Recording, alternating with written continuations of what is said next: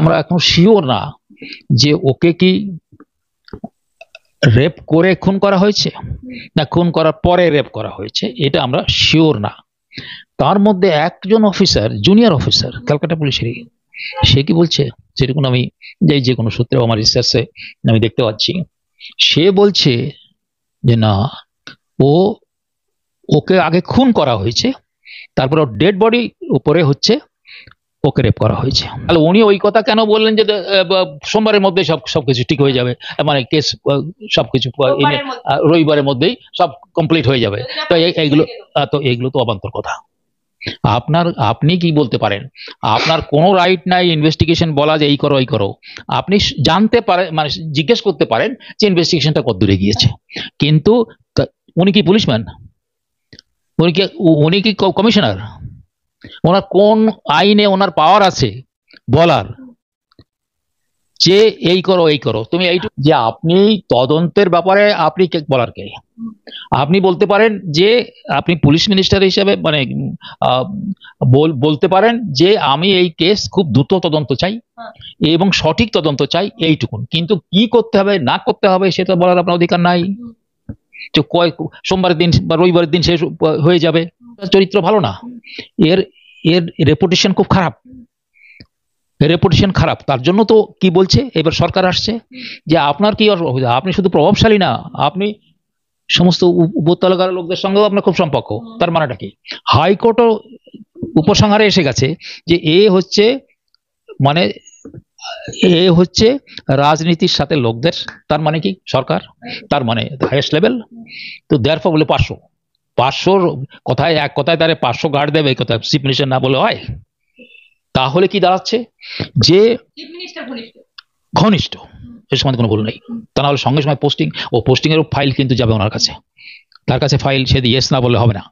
দেখে বলেছেন যে আমরা দেখতে পাচ্ছি যে এই তদন্ত কোনো গুরুত্বপূর্ণ দিকে এগোয় নাই, এটা তদন্তই হয় নাই। তাহলে হাইকোর্ট বিচার করবে না রাজনীতিওয়ালারা বিচার করবে?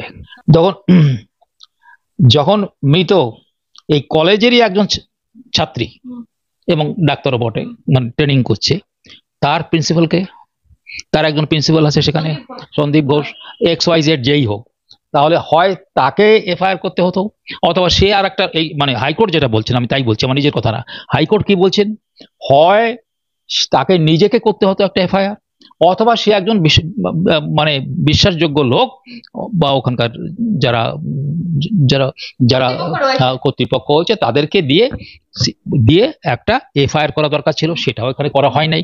কেন করা হয় নাই? সেটা তো এইটা হচ্ছে উনি বড় বলছেন আমাদের মতে, এই জন্য আমাদের সন্দেহ হয়েছে যে তাহলে এটা তো ঠিক কাজ হয় নাই, তাহলে এর মধ্যে কি কোনো অন্য কিছু ব্যাপার আছে? সেই সন্দেহ সৃষ্টি হয়েছে হাইকোর্টের জাজদের মনের মধ্যে। সেই লোকটা নিজে বললো আমি এখন রিজাইন করছি, যিনি প্রিন্সিপাল, তার 1 ঘন্টা 2 ঘন্টার মধ্যেই এবার সরকার আসছে। আমি বললাম যে স্টেক হোল্ডার, সরকার হচ্ছে একটা স্টেক হোল্ডার, যে এইবার হাইকোর্ট কি বলছে, 1 ঘন্টা 2 ঘন্টার মধ্যেই তাকে আর একটা মেডিকেল কলেজের প্রিন্সিপাল বানিয়ে দেওয়া হলো। তার মানেটা কি?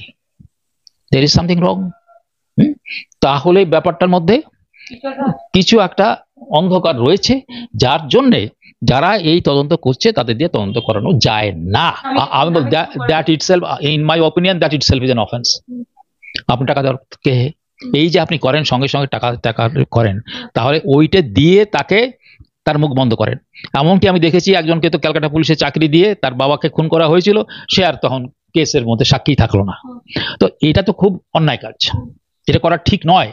সিবিআই তদন্ত হলো আরজি কর কাণ্ডে, নির্যাতিতার তদন্তে সিবিআই কে ভার দেওয়া হলো। বলছি এই সিবিআই কতটা কাজ করতে পারবেন? আমার সঙ্গে রয়েছেন প্রাক্তন সিবিআই কর্তা উপেন বিশ্বাস, কথা বলবো স্যারের সাথে। স্যার, বলছে সিবিআই এর উপর মানুষের আস্থা কোথাও পশ্চিমবঙ্গে অনেকটা কমে গেছে।